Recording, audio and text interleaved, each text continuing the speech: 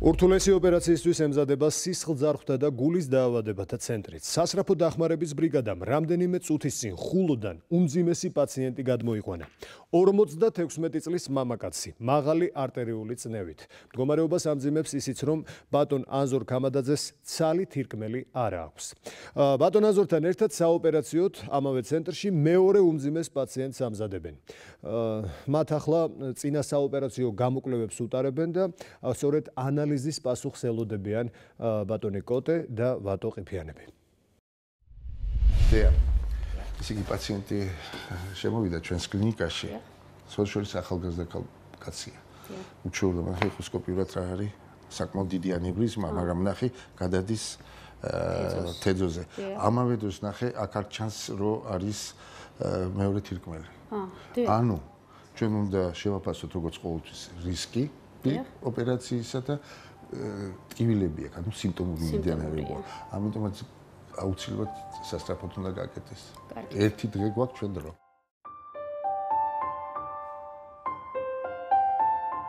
დიდი ხანი ამახსენებები რა, 10 წელიწადზე მეტია. ვიკულიები აღარი ვერაფერი ამ გამოკვლევებში წავიდა წევა მაღლა 200 ზევით. არ ვწნობდი ვერაფერს. ჩვეულებრივ დავდიოდი რა 200 წნევით. 200-140-ს. და თვის უკან გავხდით სულად რა რაიონში. სასწრაფო დახმარება მთელი ამბავი ამომიჩინეს. მე გადავწყვიტე საბოლოოდ რომ ჩამოსულიყავი რა კლინიკაში. აღმოჩნდა რომ ბედზე ჩამოასწარი.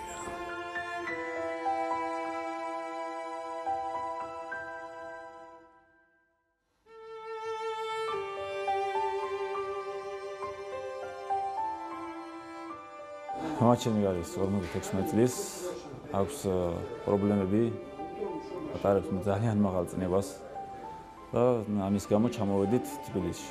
დიაგნოზი დაისვა ზუსტი, რაც მთავარია და მოვედით ამ კლინიკაში.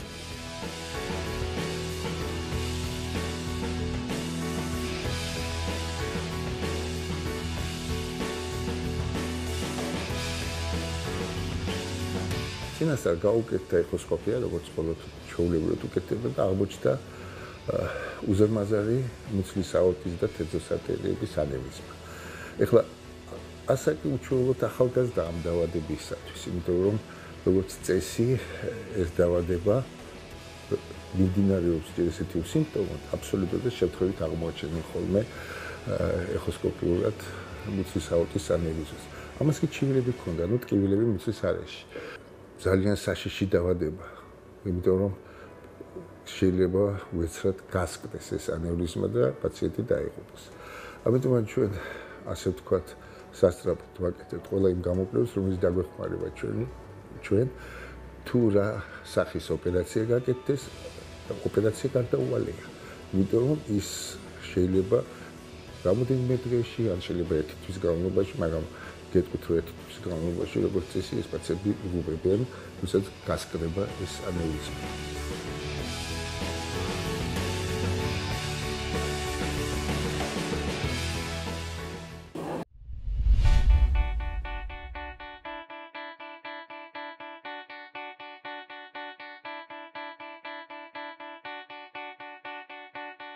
ანამნეზი და საყურადღებო არის ის, რომ პაციენტს აქვს არტერიული ჰიპერტენზია, როგორც გითხარით, 5 წლის წინ გაკეთებული აქვს ნეფრექტომია, მარჯვენა მხრივი. ფაქტობრივად პაციენტს აქვს ერთი მოფუნქციონირებული თირკმელი, თირკმლის ფუნქციები არის შენახული, ნორმაშია, კრეატინინი, შარდოვანა, კალიუმი ნორმაშია. კონსულტირებული იქნა კარდიოლოგის მიერ, ნევროპათოლოგის მიერ, პროქტოლოგის მიერ, პაციენტი გასინჯა ანესთეზიოლოგმა. კარდიოლოგიური თვალსაზრისით პაციენტს როგორც გითხარით აღენიშნება მხოლოდ არტერიული ჰიპერტენზია, ნევროპათოლოგის მიერ არის პაციენტი გასინჯული, აქვს აღენიშნება დისცირკულატორული ენცეფალოპათია, თუმცა წინააღმდეგჩვენება ეს ოპერაციის არ არის შეფასებულია. რაც შეეხება საძილე არტერიებს, აქაც არის დიფუზური დაზიანებები, მისი ძირითადი დაავადებიდან ათეროსკლეროზიდან გამომდინარე, თუმცა ჰემოდინამიურად მნიშვნელოვანი დაზიანება საძილე არტერიებზე ნანახი არ იქნა. სხვა დანარჩენი გამოკვლევებით ლაბორატორიული მონაცემებიდან მნიშვნელოვანი პათოლოგიური გადახრა არ აღენიშნება, ამდენად ჩვენ შეგვიძლია პაციენტის მომზადება უკვე დავიწყოთ.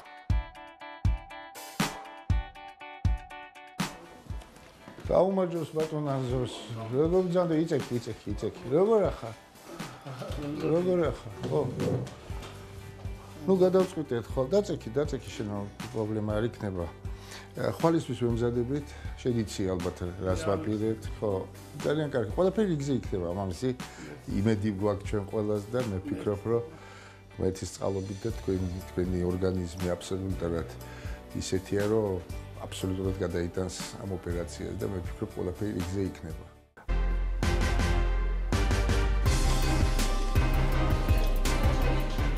შეგვიძლია რომ ჩაუტარდეს ამ პაციენტს ოპერაცია. ოპერაცია თვითონ რთულია, მე არ ვიტყოდი რომ ეს რაღაცა უნიკალურია, მაგრამ სიცოცხლე ქირურგიაში ითვლება ეს დაავადება ყველაზე რთულად შესასრულებელი, იმიტომ რომ რთული რეკონსტრუქციული ოპერაციები უნდა ჩატარდეს. მე იმედი მაქვს, რომ ყველაფერი კარგად იქნება.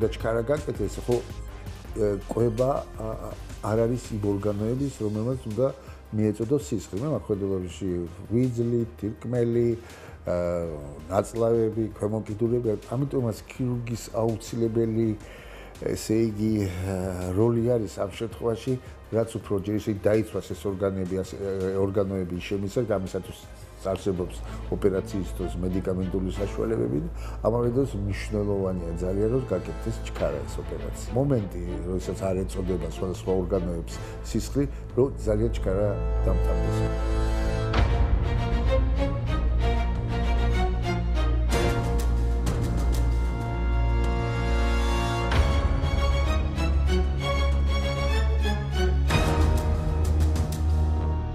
არც უნიკალური ოპერაცია არ გაკეთებულა დღეს ჩვენთან არის ნორმალური, როცა ხშირად ვაკეთებთ ამ ოპერაციას, მოხდა ანევრიზმის, ეგრეთ აორტის ანევრიზმის, ხა თავარი მაგისტრალური სიძაღვე, რომელიც ყვებავს ყველა ორგანოებს, ხო? როგორც თირკმლებს, ასევე ქვემოკიდურებს, ნაწლავებს, იმისი რეზექცია, ეგრეთ წოდებული რეზექცია ამოჭრა და ჩაიკერა ხელოვნური პროტეზი. ფაქტურად პაციენტი კარგად არის, თუმცა მე არ მინდა გითხრათ, რომ არ იქა ეხლა გამარჯვება და ასე შემდეგ. თავარი ოპერაცია, ბევრი წინამორბედი რა არის, ბევრი თუ სისხლი არ დაიკარგა ოპერაციის დროს, თუ იყო გემოდინამიკა სტაბილური, ეს უკვე გაძლევს რაღაც კი არის საკმაოდ დიდ მოლოდინს, რომ ყველაფერი რიგზე იქნება. ჩვენ ესე გაკეთდა და ეს არის ძალიან მსხვერპლი მარტო ქირურგიის კი არა, არამედ სამსახურის ანესთეზიოლოგების და ასე შემდეგ. და მე ვფიქრობ, რომ ყველაფერი რიგზე იქნება. მოდი ვნახოთ პაციენტი როგორ არის. მე მგონი ყველაფერი რიგზეა, ხო? მაყურებელია. შევა. გამარჯობა. როგორ ახარ ანზორ? აუმარჯოს. რაღაც ვაშკაცურად უნდა გამოიყურებოდე. გაწუხებს რამე? არა.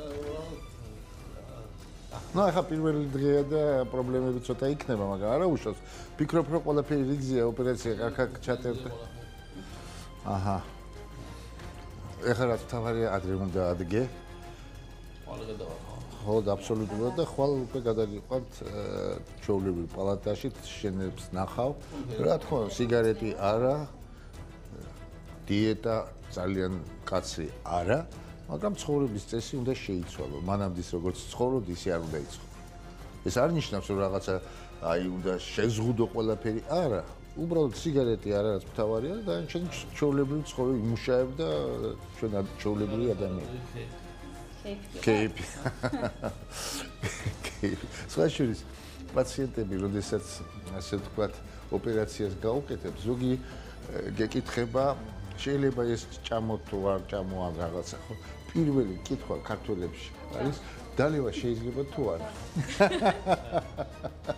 აბა წარმატებებს გისურვებ. ყველაფერი იქნება.